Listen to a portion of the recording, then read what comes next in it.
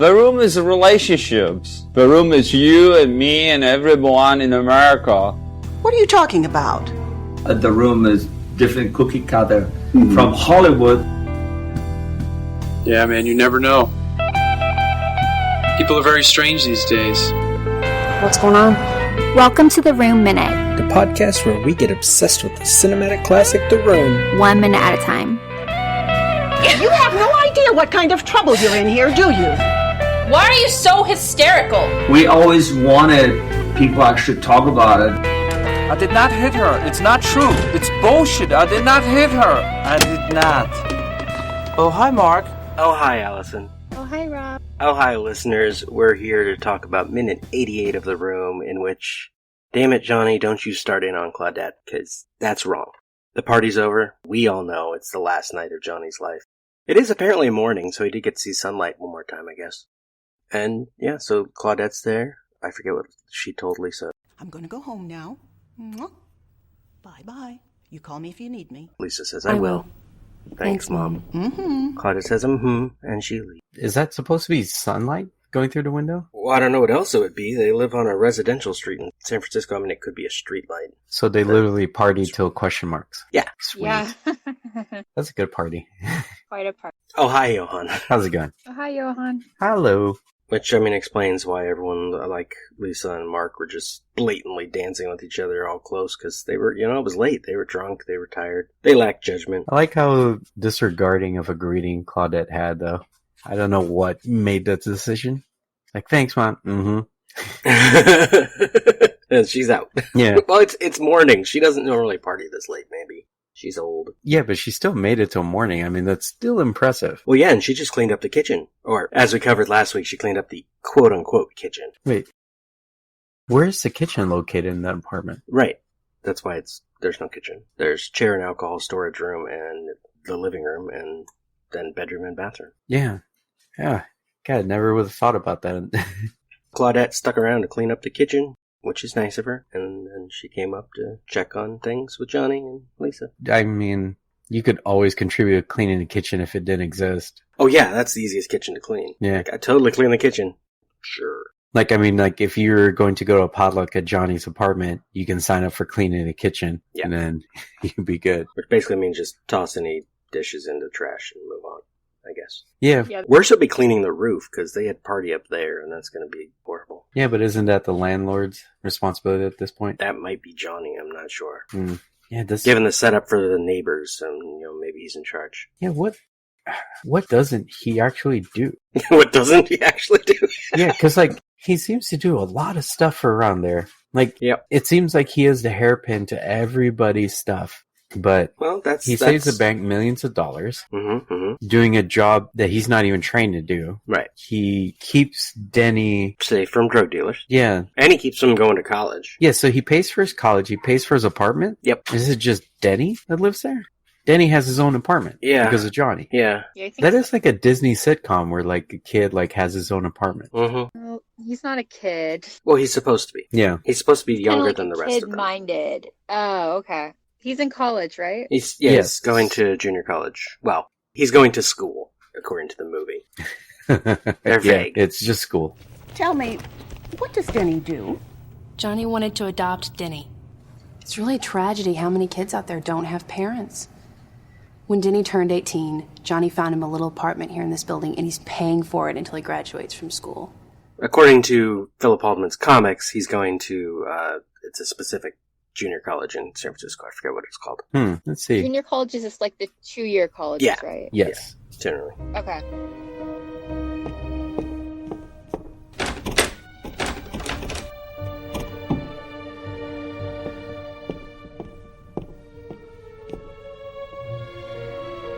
So Lisa goes and tries the bathroom door. It's locked. This is where I noticed it seemed to be daytime outside and the party ended late. She can see the window.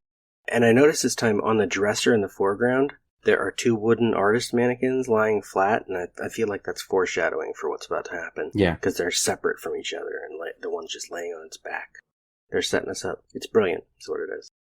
And then Lisa, she does look at the phone before she turns around and tries to talk to Johnny, like she's still trying. Tells him to come out. Come out now, Johnny. She's gone. Then Johnny, oh no.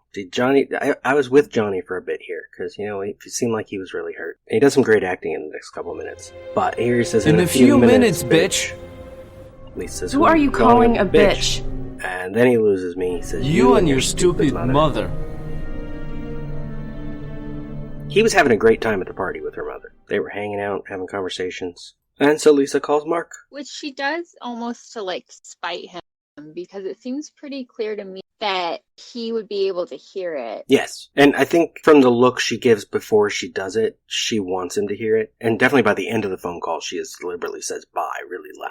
Yeah. She wants him to know she was on the phone. But the way that everything's kind of set up is kind of weird. I'm trying to find which junior college he could have possibly gone to, Denny. Okay. And I don't think the apartments are even near where he's supposed to be. It's actually pretty far.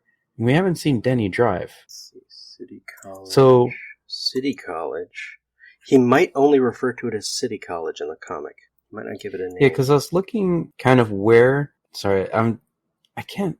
I really can't find based on what they say where he lives. It's supposed to be close to a Mission District. It should be. Yeah. And the apartments that Johnny supposedly lives at. Hold on. This is great for audio. It's like he lives... Where does Johnny... So what district is the apartment supposed to take place in? I'm trying to find the actual address. He always is walking near the Palace of Fine Arts, so I assume it's supposed to be over there. Yeah. I think it's on Broderick. It's the 3400 block of Broderick Street. Okay, it's not that bad. It's actually 12 minutes drive. I mean, considering Johnny doesn't drive. No. Right. Even though he does have a car. But he works over, apparently, near the, what's that port building? I forget what it's called. We saw him over at Union Square, which is the opposite side. He, really walks all of San Francisco in a day. Yeah. Well, apparently he also takes the trolleys. We've seen him on one. Yeah. But, so he gets around. So he works near, I'm assuming, Wells Fargo Bank, which is near the ferry. Okay. The apartment that is... or near the Palace of Fine Arts, so he's always nearby there, so that's where his apartment is supposed to be nearby, is literally 2 blocks away. Well, actually, judging by the roof view, the apartment is actually over by Fisherman's Wharf. Which is still really near.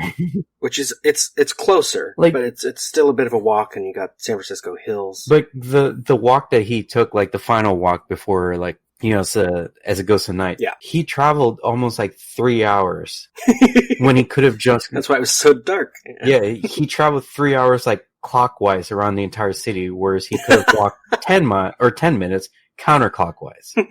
That's the point I'm making, is he's very, very close to where he's actually working. Well, have you seen his body? He's very fit. Well, yeah, he can throw a football. He is very fit. We saw way too much of his body. Way more than we needed to. Yeah. He's got extra muscles. Or lumps. I don't know what you want to call them. I don't know what they are. Because he had almost no back muscle, which is weird, but he has super toned arms. So it's he isolates his arms on every workout, does nothing with his back. We never really see his legs bare. Yeah. But for some reason he has popping glutes. I don't know how you isolate that, just the glute muscle. Well, for Johnny, I have no idea. For Tommy, it was probably literally because he wanted to show his ass in a movie. Yes, I know. But it's he has... I don't know. Johnny, it's just because, he sits really well on that chair at work every day. Yeah. He does whatever the male equivalent of Kegels are. Just squeezing his butt as he sits there. Mm-hmm. Yeah. I'm going to try that for a little bit. Butt squeeze, butt squeeze, butt squeeze. Now, we can talk more about their phone conversation in the next couple minutes, because there's an important part of it, but... Hello? Hi, Mark. I need to talk to you. What's going on? Don't worry about Johnny. He's just being a big baby. I love you very much. And we get to cut to Johnny trying to listen from inside the bathroom. Why would she do this phone call right there? At this point, it's an abrupt change because she just told her mother last minute that she thought she needed to be alone with him. I just think I should be alone with him right now. Like, she cared about him until he called her and her mother a bitch. Yeah. Yeah. And so it's a very quick turn. But it's just the fact that you're trying to have this, like, secretive relationship about 12 feet away from where the guy you're trying to keep a secret from is there. Well, at this point, Johnny knows. Mark told him. If you keep your girl satisfied, she will come to me. Yeah, but... And honestly, in moments of anger, people do quick turns. Like, people be like, you call me a bitch? Well, F you. I'm going to do this. Like, you do it, you don't even think about it. You're like, I'm just going to call up my lover right in front of you. F you. It's also been a big part of Lisa as a character is that while she wanted to get away from Johnny, she also was concerned for him. When they talked about the baby up on the roof, she was like, probably going to have a baby eventually anyway. You're not going to tell Johnny, are you? She's still worried about what he thinks and what he wants. Look, I'm going to tell him, okay? I don't want to ruin his birthday. She wants his birthday party to go well, even though she's cheating on it. Yeah. It's fine. It's abrupt, I think, just because literally a minute ago she's like, I think I need to be alone with him right now. And then, no, she wants away. Yeah. It feels like they're trying to make, well, not they, Tommy's trying to make Lisa needlessly complicated. Yeah. Like, that's what drives him to be who he is because of how complicated she is. But the way the character's scripted, it's very erratic. Right. Yeah. Like, the way she's so complicated, the way she jumps around from everything, she should have some sort of personality disorder that isn't there. Yeah. Like, she should be angrier for no reason. It's just like these little tiny things, but it's like, it's weird how it blows up. And we get at least 2 different times when she's talking to Michelle, Lisa explaining how all of this is deliberate. Yeah. And this is her just trying to live. Which, without that, it might seem more like, there's something going on in her head that's wrong, and she's reacting constantly, which might make more sense. I wonder if I can cut that. Neither of you have watched it, and Allison, you weren't here for last week's episodes where we talked about it a bit. I did my re-edit of the movie, a rough one. Actually, I've done 2. I have it under an hour now. One of the last things I removed is this recorded phone call, because the recording stuff I just ended up cutting out because I couldn't move it. Yeah, did you just remove the establishing shots and it took out like 30 minutes? No, actually, I think I doubled a couple of the establishing shots. It's scene transitions. We lost most of the sex scenes. The first one just kind of fades out. Yeah. And we lost 2 conversations with Claudette. Okay. Because basically the first conversation they have is the one where she says she has cancer. Yeah, that one could be removed. Because I wanted the cancer. We've talked about that before. It could be like her mother's dying and Lisa's thinking about her life. Yeah. So you put the cancer up early. Throwing the football in the park could be removed. Actually, I keep that, but it comes after Johnny knows something is wrong. And so the fight might feel more like a fight than it was in real life. Okay, that makes sense. But one of the other jogging sequences when they're in the woods is actually really early in the movie. So we meet Mark jogging with Johnny. Instead of on a phone call. Okay. And so we see they're best friends. We see they do things together. And then Lisa doesn't cheat on Johnny until after she accuses him of hitting her. Which we talked about that a long time ago. But I'm tempted now to go back and see if I can remove some of Lisa's justification with Michelle. Because if she's also troubled by what she's doing, it might work better for her as a character. Or we just have to embrace everything she says, and it's like a feminist film, and we make Johnny out to be the villain. But that's harder, because we don't actually see him hit her. Yeah. But that's where, if you try and cut it to be a fempower type film, it's almost impossible because of how Lisa's painted. Yeah. Well, it's not that how she's painted, it's that she's painted different ways in the same scene. Yeah. Many times. Like, if you just cut all of Lisa's scenes and just put in like one supercut, she doesn't seem like the same person every time. Right. It looks like someone that's auditioning for multiple parts. So, I don't know. Like this scene here. Yeah, like this. She's concerned about Johnny. Now she's leaving. Yeah. Now you're on this phantom phone call. Well, Notes from a midnight screening. This first one started last minute when Claudette came into the room, and now when she leaves again, we get the Imperial March. Some random person was like, there's no lock on that door when she tried the bathroom door, but there's literally no way to know that. We never see the doorknob, so there could easily be a lock on the inside of it. Then the audience becomes misogynist, as usual. They say along with Johnny, in a few minutes, bitch, and they laugh. When Lisa says, who are you calling a bitch? They're like, you! Someone notices it's daytime, generally. That's it for this one. It gets more interesting next time. Actually, when I'm rewatching the scene with the door, it doesn't look like there is a lock.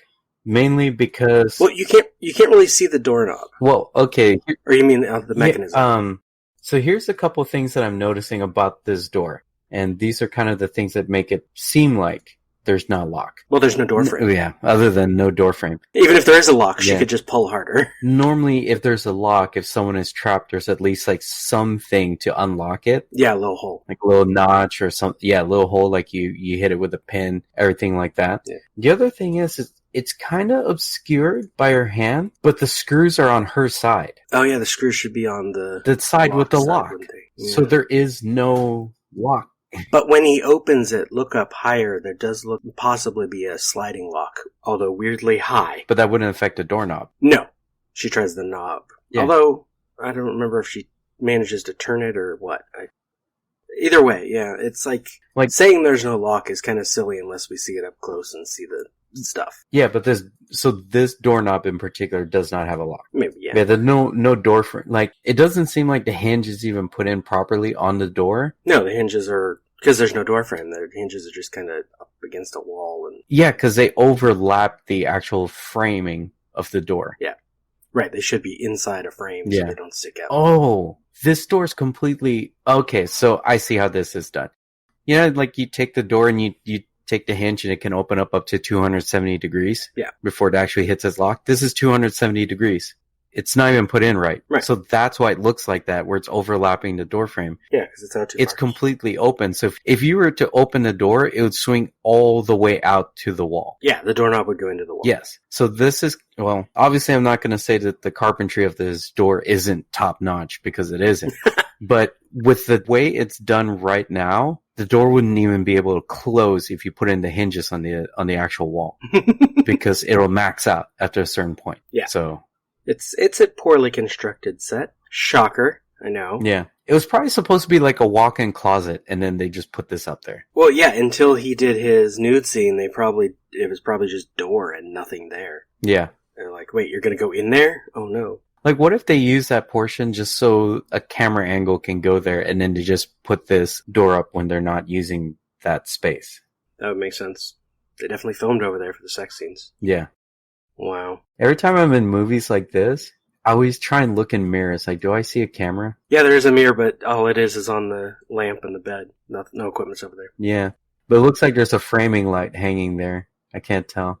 That could be the frame of the water feature thing. Oh, no, yeah. Also. Or that piece of glass that's hanging on that... That's the water feature. What is that? It's the waterfall thing. It was on when they had sex. I guess. It basically just drips water down a glass. Yeah, that thing is so weird looking, though. It's not good. It's also in the middle of the floor. It should be off to the side somewhere. Yeah. Or in the center as a feature. Yeah. Anyway, we'll get to more of them Wednesday. So, Johann, do you want to tell the listeners where they can find more of you? Well, I finished my project with Independence Day Minute. Did that with Matt and Alex. And then I also have done Starship Troopers. That one has long been completed. And I have a couple of projects in the work, but I'm concentrating on school at the moment. So there's nothing wrong when people make fun of the project, in this case, The Room. The Room Minute is a production of Lemming Drops Studio. You can find more content at lemmingdrops.com. Follow The Room Minute on all the obvious social media. If you've got any stupid comments after the show, you can leave them in your pocket on Facebook. If you like what you hear, throw us a rating and a review on your podcatcher of choice. Thank you for listening, and remember, if a lot of people loved each other, the world would be a better place to live. Leave us!